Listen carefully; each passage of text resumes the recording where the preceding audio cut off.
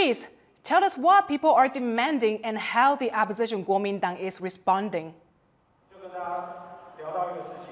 Yeah, well, there's a lot of protesters out in the street here demanding many different things. Yesterday, more of a march through the streets, but today, more of a stationary protest with a stage and speakers, folks handing out water and warmth packs.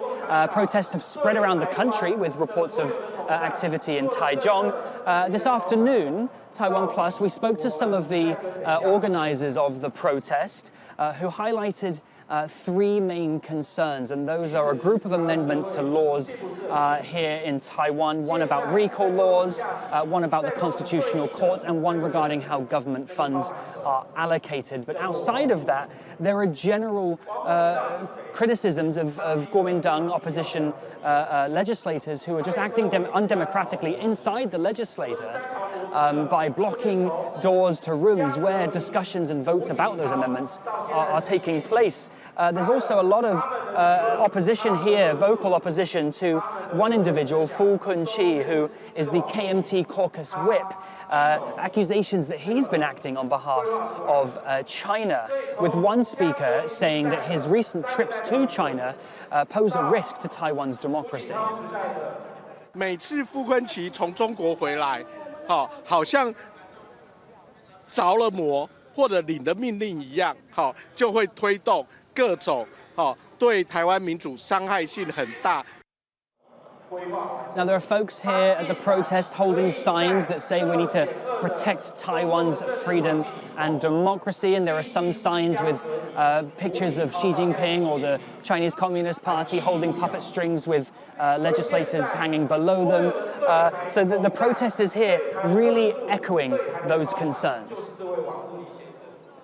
目前蓝白的政治人物很明显的，完全都是在配合中共的所有的政策，几乎是国台办讲什么，他们接着就会附和什么跟做什么，这是我们最担心的。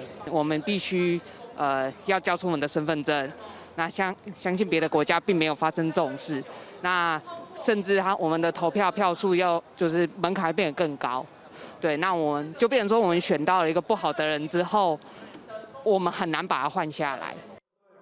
Now, we've reached out to several Kuomintang or KMT legislators who haven't made comment yet, but they have published public comments on their social media feeds that read that call out the Democratic Progressive Party for using violence in the legislature. They're putting into question the DPP's claims that they're a world-leading democracy. They're even comparing the events of today to the South Korean president's call to martial law, the Kuomintang calling on the DPP to stop acting like this in the legislature, and saying that they, the Kuomintang, will be the ones to protect Taiwan's democracy and to never let it return to that vicious cycle of violent domination. Here, of course, referring to Taiwan's own history with martial law.